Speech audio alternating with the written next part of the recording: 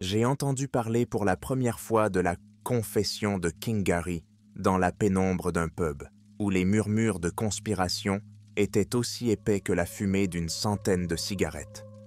Les clients, les têtes serrées autour de pintes et à moitié vides, en parlaient avec un mélange d'incrédulité et de curiosité morbide, la voix basse mais teintée d'une sorte de crainte révérencieuse.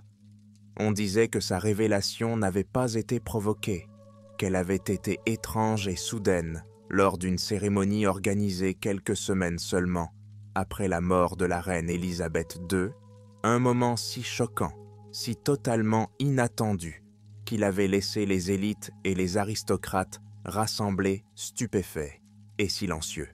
Gary n'était pas censé être roi, cela ne faisait aucun doute. Cousin éloigné, propulsé sous les feux de la rampe par une série improbable de malheurs et de décès imprévus dans la ligne de succession, il était étranger à la pompe et au rituel de la vie royale. Avant le couronnement, la plupart des gens le connaissaient comme un personnage reclus, un homme plus à l'aise en compagnie de livres de bibliothèque poussiéreux que dans des salles dorées. Pourtant, il était là, assis sur le trône même où les monarques avaient régné pendant des siècles, son ascension soudaine étant un caprice du destin, ou, comme certains l'ont murmuré, quelque chose de bien plus sombre. L'histoire de sa confession commence le soir d'un dîner privé organisé en l'honneur de son nouveau titre. La réunion devait être intime, rassemblant les membres les plus fidèles de l'aristocratie et quelques personnalités politiques, mais l'air ce soir-là était lourd, comme si le poids de quelque chose d'invisible pesait sur chaque mur doré et chaque cuillère d'argent poli. Gary, vêtu d'un costume d'apparat qui semblait mal ajusté à sa maigre carrure, se tenait à la tête de la longue table, son verre de vin intact, regardant la file d'attente de ses pairs. C'est alors, disent-ils, qu'il commença à parler, non pas avec l'élégance guindée et répétée d'un discours royal, mais avec le ton brut et sans phare d'un homme qui se trouve au bord de la révélation. Ces mots se déversent en longues phrases décousues, leur cadence est frénétique, presque désespérée. Il parle de la mort de la reine, sa voix tremble en décrivant ses derniers instants, mais ce n'est pas le chagrin qui colore son ton, c'est la peur. Élisabeth n'était pas censée mourir, dit-il, la voix basse mais portante, chaque syllabe chargée de quelque chose de lourd et d'inexprimé. Pas comme ça. Pas à ce moment-là. Elle connaissait les rites, elle savait ce qu'il en coûtait de les enfreindre. La pièce devint silencieuse, le tintement des verres et le bruissement des étoffes cessèrent, tandis que tous les regards se tournaient vers lui. Les mains de Gary tremblaient en s'agrippant au bord de la table. Ses jointures étaient blanches, son visage pâle. Les rites, le pacte, continua-t-il. Ces mots étaient brisés, mais sans équivoque. Il était plus ancien que chacun d'entre nous, plus ancien que la couronne, plus ancien que le trône lui-même. C'est la raison pour laquelle nous perdurons. Le poids de ces paroles s'installa dans la salle comme une chape de plomb, et personne n'osa l'interrompre. Les yeux de Gary passèrent sur les visages assemblés, s'attardant sur chacun d'entre eux comme s'il cherchait une réponse qu'il ne trouvait pas. La lumière cramoisie des chandeliers captait la sueur qui perlait sur son front, son expression se situant quelque part entre l'angoisse et le défi. « On ne vous dit pas tout quand vous naissez dans cette situation, » dit-il, la voix tremblante mais de plus en plus ferme, à chaque mot, comme si le fait de dire ces vérités à voix haute lui donnait de la force. Pas au début. Cela vient par chuchotement, des fragments de vieilles histoires déguisées en plaisanteries, dans les dîners, ou des histoires curieuses partagées dans de rares moments sans surveillance.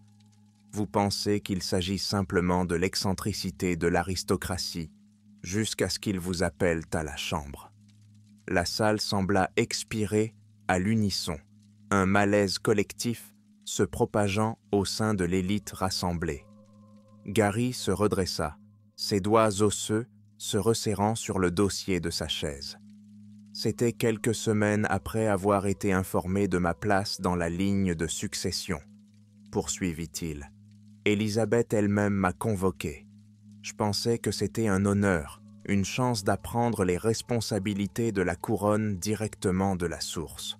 Au lieu de cela, on m'a conduit dans une partie du palais que je n'avais jamais vue auparavant, le long de couloirs dont j'ignorais l'existence, dans des escaliers qui semblaient interminables. Et quand nous sommes arrivés en bas, elle était là, la chambre. Il marque une pause, comme si le souvenir lui-même lui causait une douleur physique. C'était vieux, dit-il enfin, la voix plus douce. Plus vieille que le palais, plus vieille que Londres. Les murs étaient entaillés dans une pierre noire, lisse comme du verre mais froide comme de la glace, et le sol était inscrit de symboles, de cercles et de lignes qui semblèrent se déplacer lorsqu'on les regardait trop longtemps. Au centre se trouvait un autel, bas et discret, mais qui semblait battre, comme s'il était vivant. Le public de Gary est maintenant captivé. Ses expressions sont un mélange de fascination et d'effroi. Ils étaient habitués au secret, aux compromis discrets et aux cônes rituels cachés qui leur permettaient bonnie de maintenir leur statut. Mais il s'agissait de quelque chose de différent. C'était au-delà de la politique, au-delà du pouvoir. Élisabeth était déjà là, dit-il, avec une poignée d'autres scopersons, des visages que je reconnaissais, mais aucun en qui j'avais confiance. Ils n'ont pas parlé. Ils n'en avaient pas besoin. L'un d'eux tenait une coupe, petite et ornée, faite d'un métal que je n'avais jamais vu auparavant. Ce n'était ni de l'or ni de l'argent, mais elle brillait d'une lumière qui semblait venir de l'intérieur. À l'intérieur, il y avait quelque chose.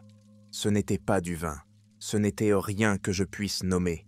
C'était épais, sombre, et quand on le lui a tendu, elle a bu sans hésiter.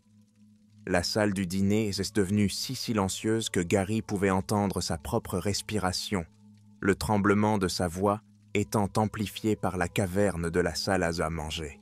« Ils m'ont dit que c'était une tradition, dit-il, un rite de renouvellement. Chaque monarque doit y prendre part, disait Bertil, pour assurer la force de la lignée, l'endurance de la couronne. Ils m'ont assuré que cela se faisait depuis des siècles, mais en observant le visage d'Élisabeth, j'ai vu la vérité dans ses yeux. Ce n'était pas un renouvellement, ce n'était pas la force, c'était un coup. Il secoua la tête, se passant les mains dans les cheveux, comme s'il essayait de se débarrasser de ce souvenir. « Je n'ai pas bu, a-t-il admis. J'ai refusé. Mais elle m'a dit, « Pas encore. Ton heure viendra. » Gary se penche en avant. Sa voix devient un murmure qui a plus de poids qu'un cri. Elle m'a parlé du pacte, de l'accord passé il y a des siècles, avant même que la monarchie telle que nous la connaissons n'existe. Elle m'a dit qu'il était né du désespoir, un pacte fait dans le sang et le feu, avec une force plus ancienne que n'importe quel dieu, une force qui promettait la jeunesse et le pouvoir éternel à ceux qui la servaient. Mais ce n'était pas gratuit. Rien de tel ne l'était jamais. La voix de Gary se fit plus discrète, tandis qu'il se penchait plus près de la table, la pièce se rétrécissant autour de lui, comme s'il revivait le moment. Les visages de son auditoire étaient pâles, les yeux écarquillés par la peur et la fascination, mais personne ne bougea pour l'interrompre. C'était comme s'ils étaient de captifs de la gravité de ses paroles, entraînés dans l'abîme des secrets qu'il dévoilait. Elle m'a dit que le pacte n'avait pas été conclu par un monarque en particulier, mais par la couronne elle-même, poursuivit Gary, ses mains se serrant en poing comme s'il s'agrippait au souvenir. Bien avant que l'Angleterre ne soit une nation, bien avant que les rois ne s'assoient sur des trônes, il y avait des puissances qui marchaient sur cette terre, des puissances qui régnaient sans avoir besoin de sujets ou de couronnes, leur domination s'étendant sur tout ce qui vivait et mourait. Le pacte était leur façon d'atteindre notre monde, de s'y attacher par le sang de ceux qui régnaient. Les yeux de Gary brillaient, tandis qu'il parlait, sa voix tremblant sous le poids de l'histoire qu'il racontait. Le rite est un renouvellement de ce pacte. Le souverain boit dans la coupe un mélange de son sang et, d'autre chose, quelque chose qui vient de lui. Ce mélange lie le monarque à son pouvoir, lui conférant vitalité, clarté et une longévité contre nature. Mais chaque goutte de ce pouvoir est empruntée, et la dette finit par arriver à échéance. Il marqua une pause, déglutissant difficilement, comme s'il s'étranglait avec les plomeaux. Élisabeth savait que son heure était venue. Elle m'a dit que les signes avaient commencé il y a des années, des visions, des chuchotements, des ombres qui se déplaçaient, là où elle ne devrait perdre pas. Au début, elle pensait qu'elle pouvait l'ignorer, que le rite pouvait le retarder. Mais on ne peut pas les tromper. Vous ne pouvez pas tromper ce qui est déjà en vous. Le regard de Gary se pose sur ses mains tremblantes. Elle m'a montré le prix à payer. Sous le palais, plus profondément que je ne pensais que la terre pouvait aller, il y a une autre chambre. Ce n'est pas un endroit construit par la main de l'homme, c'est quelque chose de plus ancien, sculpté dans la roche mère du monde lui-même. L'air y est des plus lourds, plus vivant, comme s'il respirait, et au centre de cet endroit, il y a une fosse. Il marqua une nouvelle pause, ses lèvres tremblant, tandis qu'il essayait de formuler les mots. « Il n'y a pas de fond, » dit-il enfin. « Tu peux sentir qu'il te tire, comme s'il était vivant, comme s'il te connaissait. Elle m'a dit que c'est là que la dette est payée. L'âme du monarque n'est plus la sienne, elle appartient à ceux qui ont fait le pacte. Le moment venu, ils la prennent. Ce qui reste de toi, ce qui reste de ton corps, est jeté dans cette fosse, avalé par la chose qui t'a donné son pouvoir. » L'assistance frémit comme un seul homme, le silence dans le réfectoire devenant plus lourd, plus oppressant.